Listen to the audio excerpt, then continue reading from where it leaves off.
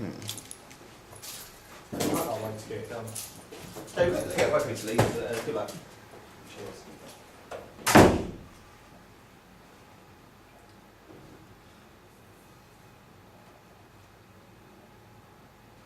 This is my presentation on Old versus New.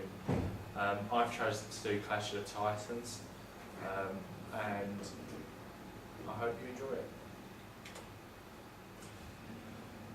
The first original Clash of Titans was made in 1981, and the remake was in 2010. The mighty Zeus, king of the gods, ruler of the Olympus. But is Zeus able to overcome the might of his demigod son Perseus? This is the basic storyline to both films. Not much has changed. Both these films would be classed as action and fantasy. In the 1981 original, the director was Desmond Davis, and it also featured Ray Harryhausen's special and visual effects. Here's a YouTube link to the original trailer. In the 2010 remake, it was directed by Louis Leterrier, whose directional credits include the Transporter films and The Incredible Hulk. He's also directed the new film Now You See Me, which looks like a showstopper.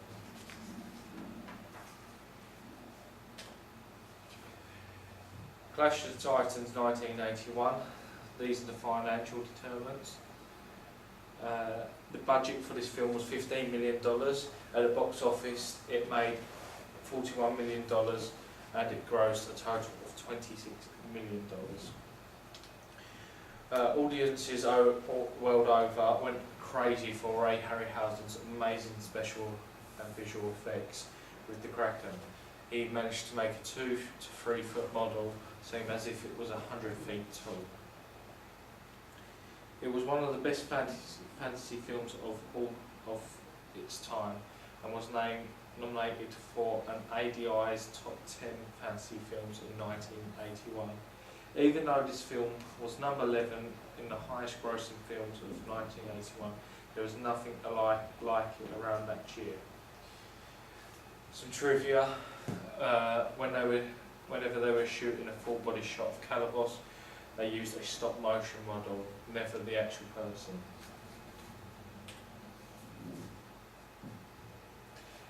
In the 2010 remake, the budget was $125 million. It made over 165 million at the box office, and grossed over 38 million. On the opening weekend of this film, it grossed over 5 million in the UK alone, and finished worldwide grossing 163 million. Even though they spent and made a lot more money back from this film, this only made 10 million than the original. 10 million more than the original did. In the original 1981 version of the film, there was a little machine owl that helped Perseus along his endeavours. It appeared iconically in the remake. Trivia: they used the Dynamite Quarry in Wales to shoot all the volcano scenes. This location was also used for such films as Willow and Street Fighter. Some of the technologies and production in this film. In the original 1981 film, Ray Harryhausen used stop motion animation to create creatures in the film and make the film more alive. In the 2010 remake, was released at cinemas in 2D and 3D, unlike the original when it was only released in 2D. In the original 1981 film, they relied on props and some minor green screen effects. For example, in the original movie, Perseus' sword has been fully made, whereas in the remake, there's only the hilt and the rest is CGI. The CGI software used in the film was called Houdini Cinesite, needed to combine live action footage with CG to make it more seamless. In the original, the bulk of the visual effects were using stop motion models created by Ray Harryhausen, where as a remake used CGI to create the bulk visual effects like the Kraken, Scorpion. For example, the Scorpion, it only had the claw and they made the rest was CGI. Distribution and exhibition. The original film was released in theatres 12th of June 1981 in the USA, and it stated that it was released in the UK for theatre showings as well. This is probably because of a few different reasons. The technology in 1981 probably made it difficult for the transportation of the film reel to go to the UK at the same time as the USA was showing. The reception, it might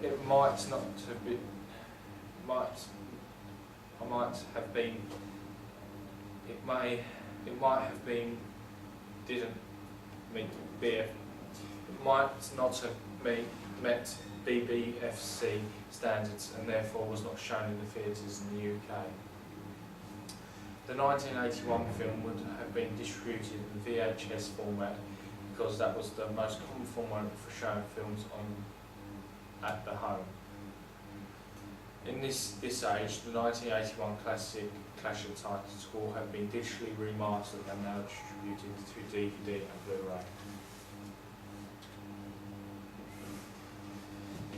Some of the trends in the 1980s. This decade was most known for fantasy films and adventure films such as Star Wars. The 80s was the fantasy era when all the big blockbuster fantasies came out, such as Raiders, E.T., Superman, Clash of the Titans and many more. After the 70s, being quite a dark era and anti-hero, it soon changed with the release of George Lucas's Star Wars, after which people used this to cash in on fantasy and adventure films genre, like Clash of the Titans, Superman, Raiders, etc. 2010, this was the year for magic and mysterious films such as Shutter Island and Inception, Harry Potter and Twilight, etc. Having said that, ever since we hit the 21st century, there has been an abundance of films that have been remade, henceforth why Clash of Titans was made again. There is also a lot of sequels and prequels being made as well, unlike the original film. The 2010 version later released Wrath of the Titans, a sequel to Clash of the Titans in 2012. These are some of the films that came out in 1981. They're just some of the original trailers for these films. As you can see, you've got Time Bandits over here, which was sort of like a fantasy family film. Raiders, which was an action adventure film. And then we've got Excalibur over here, which was another fantasy film of its time. This is the cast. As you can see, we've got Sam Worthington over there who played Avatar. That's probably why he got this film, because they recognised his talents. Liam Neeson playing Zeus, he's a well-known actor. Jason Fleming as Calibos, which was an ideal role for him. We've got Harry Hamlin who played Perseus, Burgess Meredith who played Ammon. That's it. I chose to compare Perseus. Harry Hamlin was Perseus in the original 1981 film Clash of the Titans, and was this tall macho man with his very deep voice and an ideal actor to play the character of Perseus. Sam Worthington was the star of James Cameron's Avatar in 2009, where he played Jake Sully. Although Worthington delivered a great performance, I think Hamlin was the better choice for Perseus in this tense. After Hamlin played Perseus in Clash of the Titans, he went on to do more television work rather than more film. Worthington's career skyrocketed after the performance he gave in Avatar, after which he became more recognised as a big-time actor. Clash of the Titans did this also being a big movie in the 80s. beloved by all.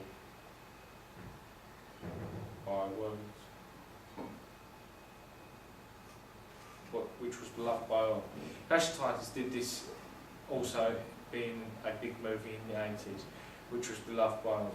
Worthington was to play Perseus in the remake, therefore giving him good publicity. This is Zeus.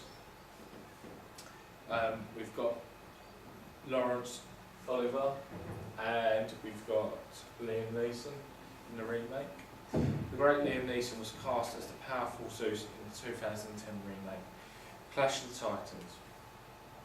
Laurence Olivier was a talented actor in his time. Clash of the Titans was one of his later films he acted in.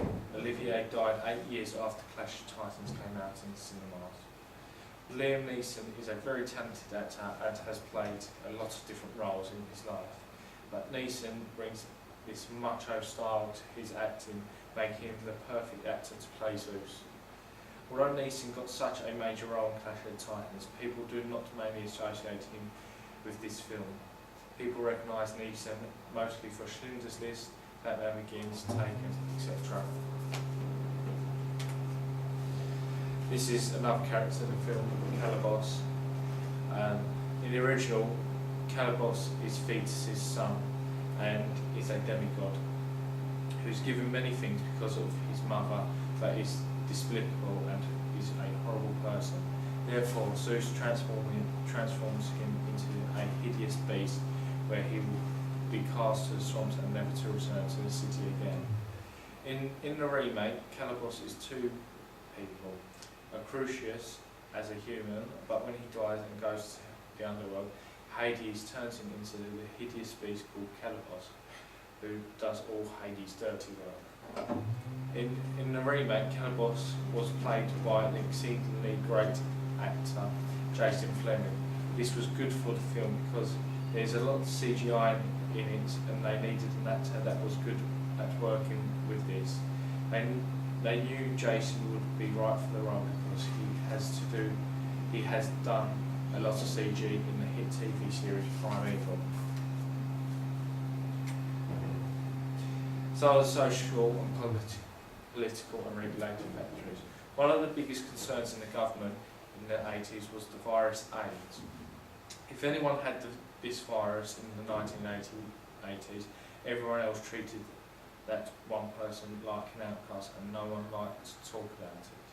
The subject being so sensitive, maybe in the original Clash of the Titans it was insensitive to put in the scene where Calibos' blood turns into scorpions. Leading up to the 1980s, the use of drugs was becoming increasingly increasing, and the public was becoming more aware of the subject at hand.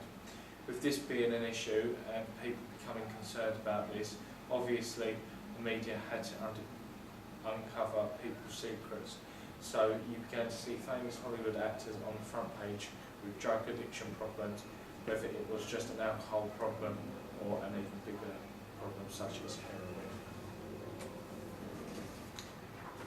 Some other social, political, regulatory factors is the stereotype that even Hollywood stars were trying this was bad for the film and television because people began to put blame on the cinema. Thus, when you have a scene with Zeus and when Zeus turns Calibos into the hideous creature, it becomes maybe this was the film talking to the audience and making the general public and people who are addicted to drugs and alcohol aware that no matter who you are, or you always pay the price for the consequences, such as Calibos did for being such a cruel person. Even though Calibos is turned into a beast, he still has control of the swamps and is king of the swamp people. This may also provoke the audience's influence to think, well, he got away with it, why can't I? Some of the synergies between films. The script for the remake is different from the original. from the original, it's almost as if they plan to make a continuation of the film rather than end it on the first film. The scenes in both of the films have similarities but also have differences. Here are some of these differences noted below.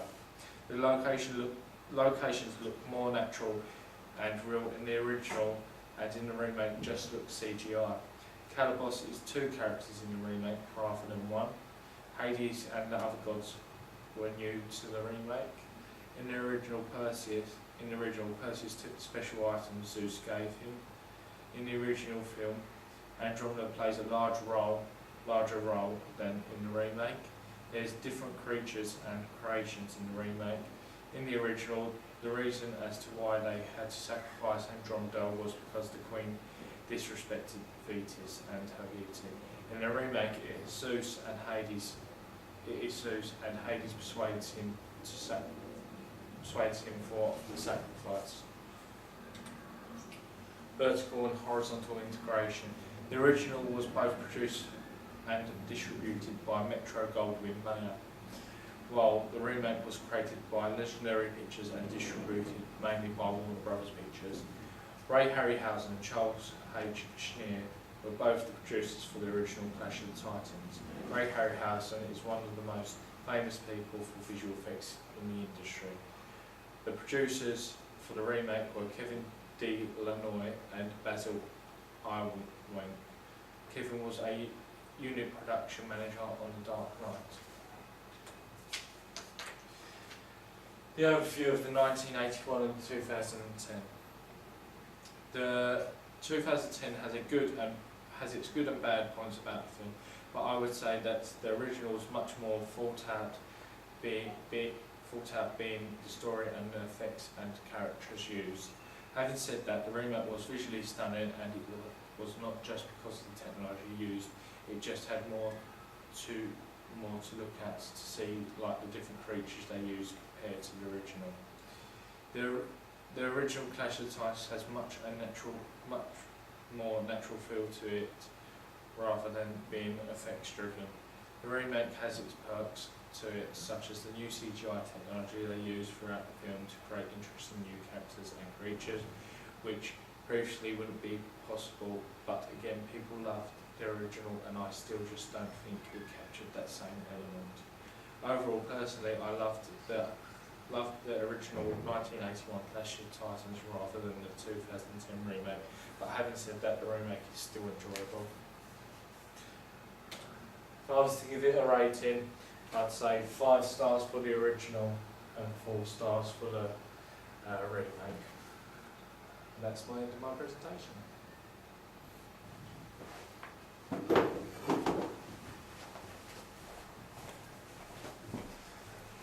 Thanks.